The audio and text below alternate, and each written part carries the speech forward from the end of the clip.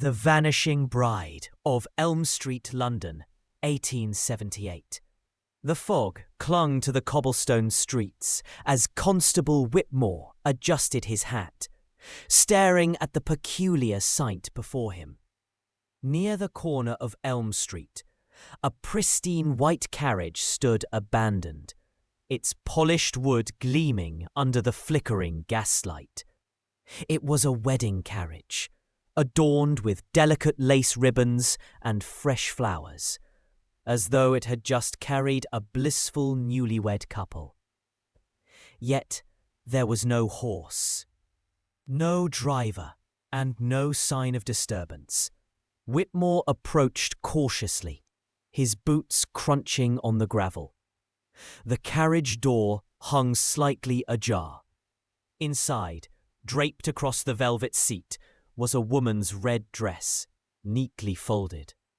No blood, no signs of struggle, just an eerie emptiness. The constable frowned. It was as if the bride had simply vanished into thin air. By morning, the newspapers were ablaze with the mystery. The London Chronicle declared, "Newlywed couple missing after carriage found abandoned." The couple, identified as Mr. and Mrs. Theodore Hartwell, had been seen leaving their wedding reception the previous evening, heading toward the Grand Victoria Hotel. But they never arrived. Scotland Yard was baffled. There were no ransom notes, no witnesses, and no evidence of foul play. The carriage bore no fingerprints.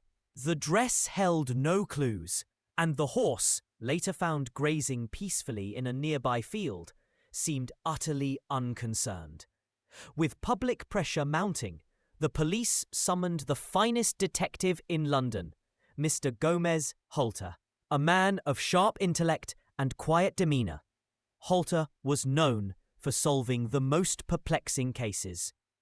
Holter examined the carriage meticulously. He noted the fine craftsmanship, the fresh flowers, still dewy, and the red dress, elegant, expensive, but oddly out of place. Why a red dress, he mused. Brides wear white. He then visited the Hartwells' home. Neighbours spoke of a happy couple, though whispers of financial troubles lingered.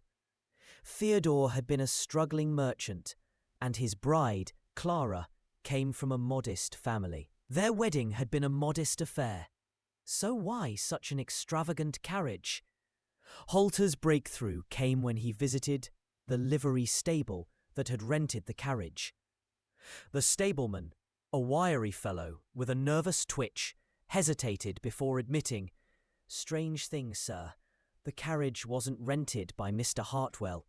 A gentleman paid in advance, asked for it to be left near Elm Street at midnight." "Did you see this gentleman?" Holter pressed. The stableman shook his head. "Paid in cash. Left no name." Holter then tracked down Clara's sister, who revealed a curious detail. Clara always loved red. Said if she ever ran away, she'd do it in a red dress. Piecing it together, Holter realized the truth. Theodore and Clara had staged their disappearance.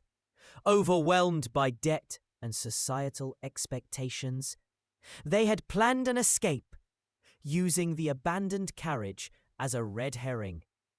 The red dress was Clara's signature. Back in London, Holter closed the case with a single sentence in his report. The Hartwells were never missing. They simply chose to vanish, and with that, the mystery of the Elm Street carriage was solved, not with handcuffs or headlines, but with the quiet understanding that sometimes the greatest escape is the one no one sees coming.